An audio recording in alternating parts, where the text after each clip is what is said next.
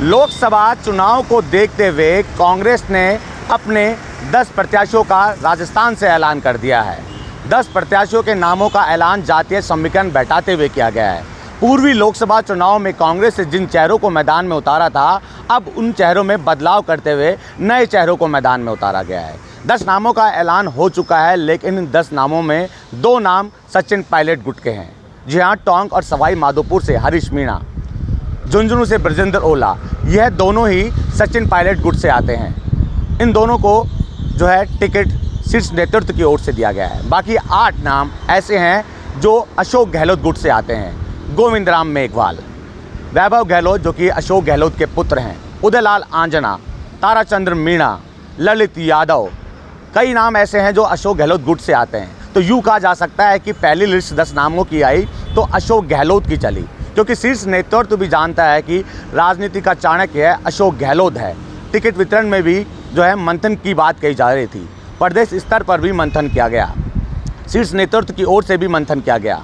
लेकिन 10 नामों की लिस्ट के साथ ही माना यह जा रहा था कि कहीं ना कहीं 4 से 5 नाम जो है सचिन पायलट गुट के हो सकते हैं। एक दिन पहले ही बीजेपी का दामन छोड़ कांग्रेस का दामन थामने वाले राहुल कस्बा को भी चूरू से प्रत्याशी बनाया गया। पहली ही लिस्ट में नाम आने के बाद सबको चौंका दिया गया। हालांकि अभी भी 15 नामों की लिस्ट आनी बाकी है। इन 15 नामों में क्या सचिन पायलट गुट के नेताओं को तवज्जो दी जाएगी या एक बार फिर अशोक गहलोत की चलेगी? क्योंकि पहली लिस्ट जब दूसरे राज्यों की जो है कांग्रेस की ओर से निकाली गई थी, उसमें अनुभवी नेताओं को प्राथमिकता दी गई थी। और राजस्थान के परिप्रेक्ष्य में भी यही माना जा रहा था कि राजस्थान में भी अनुभवी वाले नेताओं को तवज्जो दी जाएगी। शांति धारीवाल का नाम आ रहा था, हरीश चौधरी का नाम आ रहा था, सीपी जोशी का नाम आ रहा था, लेकिन पहली लिस्ट में इन लोगों के नाम नहीं आए। हालांकि माना ये भी जा रहा था कि सचिन पायलट खुद टोंक से चुनाव लड़ेंगे, लेकिन पहली लिस्ट में सबको चौंका दिया। पहले लिस्ट में जो है कोई बड़े जो है नेता यूँ कहें कि जिनका नाम चर्चाओं में चल रहा था, उनके नाम नहीं आए। अब 15 नाम आने बाकी हैं, उन नामों से भी स्थिति साफ हो जाएगी।